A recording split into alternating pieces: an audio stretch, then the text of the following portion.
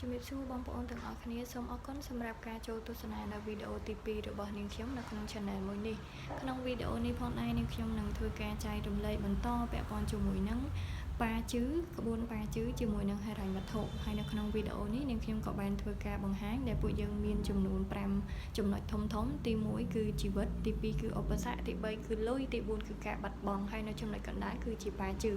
នៅក្នុងវីដេអូមួយនេះផងដែរខ្ញុំសង្ឃឹមថាបងប្អូននឹងអាចទទួលបាននៅប្រយោជន៍នៅអ្វីដែលនាងខ្ញុំបានចែករំលែកខ្លះខ្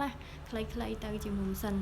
ក្នុងវីដេអូនេះនាងខ្ញុំចង់បង្ហាញពាក់ព័ន្ធជាមួយនឹងក្បួនប៉ាជឺដែលយើងអាចមើលដឹងពាក់ព័ន្ធជាមួយនឹងដំណើរជីវិតប្រចាំថ្ងៃរបស់យើងទាំងអស់គ្នាក៏ដូចជាយើងអាចមើលដឹងពាក់ព័ន្ធជាមួយនឹងឧបសគ្គដែលកើតឡើងនៅក្នុងជីវិតរបស់យើងតែយើងនឹងជួបឧបសគ្គអ្វីខ្លះហើយយើងក៏អាចមើលដឹងពាក់ព័ន្ធជាមួយនឹងបញ្ហាលុយកាក់នៅក្នុងជីវិតរបស់យើងតែយើងនឹងមានឧបសគ្គឬក៏ងាយស្រួលភាពងាយស្រួលក្នុងការរកប្រកបរបរពាក់ព័ន្ធជាមួយនឹងរឿងលុយកាក់នឹងដែរឬអត់ទេនៅក្នុងជីវិតរបស់យើងហើយមួយទៀតនោះក៏យើងអាចនឹងមើលដឹងពាក់ព័ន្ធជាមួយនឹងការបាត់បង់ផ្សេងតែយើងនឹងអាចជួបប្រទះរឿងអីខ្លះចំណុចពិសេសទាំងអស់នេះហើយដែលយើងដែលចំណេះដឹងដែលនាងខ្ញុំបានរៀនពាក់ព័ន្ធជាមួយនឹងវិជ្ជាប៉ាជឺអាចនិយាយបានថាជាគម្ពីរព្រហ្មលិខិតដែលយើងអាចមើលដឹងពាក់ព័ន្ធជាមួយនឹងរាសីវាសនារបស់មនុស្សថាក្នុងដំណើរជីវិត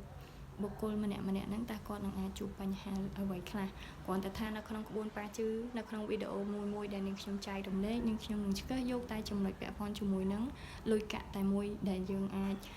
ធ្វើឲ្យអ្នកទាំងអស់គ្នានឹងអាចស្គាល់ខ្លួនឯងចំណុចខ្លាំងចំណុចខ្សោយរបស់ខ្លួនឯងឲ្យកាន់តែច្បាស់ថាយើងអាចនឹងដើរទៅលើផ្លូវដំណើរជីវិតរបស់យើងនឹងបែបណាបន្តដើម្បីកុំឲ្យសូវមានបញ្ហាឧបសគ្គពាក់ព័ន្ធនឹងរឿងលុយកាក់អាចឧទាហរណ៍បានថានៅពេលដែលយើងបានឆែកដឹងដួងរាសីរបស់ខ្លួនយើងហើយថាយើងมันមានភាពងាយស្រួលក្នុងការស្វែងរកលុយកាក់ប្រកបរបរចិញ្ចឹមជីវិតទេតែយើងគួរធ្វើបែបណា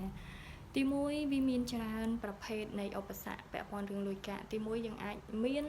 រកលុយបានប៉ុន្តែរកមិនសល់អ្នកខ្លះទៀតគឺរកលុយមិនបានពេញមួយជីវិតតែម្ដងអញ្ចឹងវិធីដំណោះស្រាយគឺផ្សេងគ្នាអញ្ចឹងខ្ញុំក្នុងវីដេអូនេះនាងខ្ញុំគ្រាន់តែចង់បង្ហាញថាតើនៅក្នុងក្បួនប៉ាជឺយើងអាចមើលដឹងអ្វីខ្លះពាក់ព័ន្ធជាមួយនឹងលុយកាក់ក៏ដូចជាជីវិតយើងទាំងមូលហើយនៅក្នុងវីដេអូបន្ទាប់មួយទៀតនាងខ្ញុំនឹងចែករំលែកបើសិនជាលើកជាឧទាហរណ៍ជាក់ស្ដែងពាក់ព័ន្ធជាមួយនឹងរាសីបុគ្គលម្នាក់